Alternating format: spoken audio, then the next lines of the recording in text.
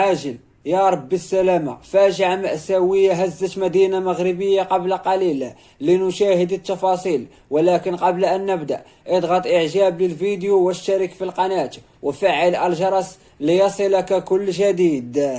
وقعت حادث سير خطيرة على الطريق الوطني رقم 9 بين المحمدي والمحامد غزلان إثر اصطدام سيارة أجرة وسيارة نفعية، مما أسفر عن إصابة 13 شخص بجروح متفاوتة الخطورة. الحادث حسب مصادر محلية وقع في المنطقة الكيلومترية 100 في نطاق جماعة مشرع بن عبو جنوب مدينة سطات، حيث كانت على متن سيارة أجرة 7 ركاب، في حين كانت السيارة النفعية تقل 6 أشخاص. وقد هرعت فرق الإسعاف والسلطات المحلية إلى موقع الحادث، حيث تم نقل المصابين إلى المركز الاستشفائي الحسن الثاني، وتم توجيه حالتين حرجتين إلى قسم العناية المركزة، بينما استقرت حالة باقي المصابين. والنيابة العامة في سطات أمرت بفتح تحقيق أولي للكشف عن ملابسات الحادث وتحديد جميع المسؤوليات.